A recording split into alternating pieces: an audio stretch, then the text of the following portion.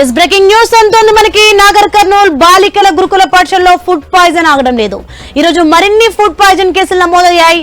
కడుపు నొప్పితో మరో 20 మంది విద్యార్థులు ఆసుపత్రిలో చేరారు.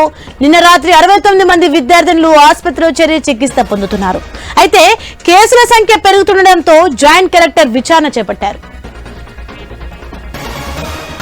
రైట్, ఇదే అంశానికి సంబంధించి మరింత సమాచారం మా ప్రతినిధి వెంకటేష్ ఫోన్ లైన్ లో అందిస్తారు.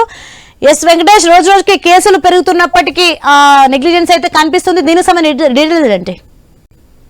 సోని, నాగర్ కర్నూలు జిల్లా కేంద్రంలోని ఉయ్యాలవాడలోని మహాత్మారావు జ్యోతి పూలే బాలికల గురుకుల పాఠశాలలో శనివారం రాత్రి ఆహారం వికరించి 64 మంది పైగా విద్యార్థులు అస్వస్థతకు గురైన సంఘటన చోటు చేసుకుంది.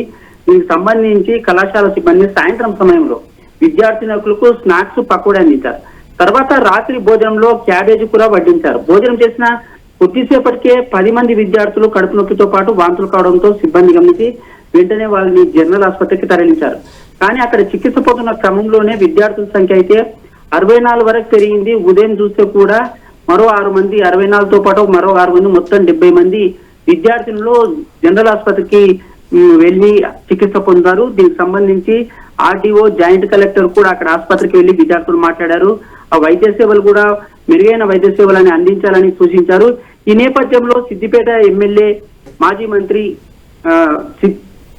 హరీష్ రావు కూడా ఈ రోజు నాగర్ కర్నూలు జిల్లాకు వెళ్లారు. అక్కడ హాస్టల్లో చికిత్స పొందుతున్న విద్యార్థులు కూడా ఆసుపత్రికి వెళ్లారు. అక్కడ విద్యార్థులను పరామర్శించేందుకు ప్రయత్నం చేయగా అక్కడ ఆసుపత్రిలో అప్పటికే చికిత్స పొందుతున్న విద్యార్థులను మొత్తంగా హాస్టల్కు తరలించారు అక్కడ సిబ్బంది.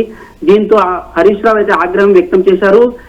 ఫుడ్ పాయిజన్ జరిగి 110 మంది విద్యార్థులు సిబ్బంది అంటే ఎక్కడైతే చికిత్స పొందుతున్నారో వారిని పరామర్శించడానికి వెళ్ళడానికి కూడా ఈ ప్రభుత్వం ఒప్పుకోవడం లేదని, వాళ్ళు దాచిపెట్టి వాళ్ళకి ట్రీట్మెంట్ ఇస్తున్నారని ఇప్పటికే దానికి సంబంధించి వాళ్ళ తల్లిదండ్రులు కూడా సమస్యలను అడిగి తెలుసుకున్నారు హరీష్ రావు.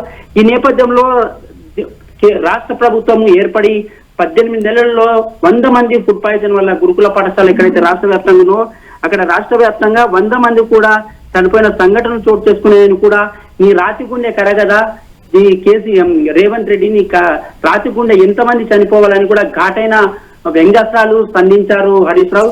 ఈ నేపథ్యంలోనే ఇప్పటికీ కూడా చాలా జిల్లాలలో కూడా ఇటు మా నాగర్ కర్నూలు జిల్లాతో పాటు పెద్దపల్లి జిల్లాతో పాటు వేరే ఇతర జిల్లాలో కూడా ఇలాంటి ఫుడ్ పాయిజన్ కేసులు నమోదవుతున్నా ప్రభుత్వం నిమ్మకు నీరెత్తినట్లు వ్యవహరిస్తుందని ఘాటైన విమర్శలు అయితే చేశారు. Soni, right, thanks for the information Venkatesh.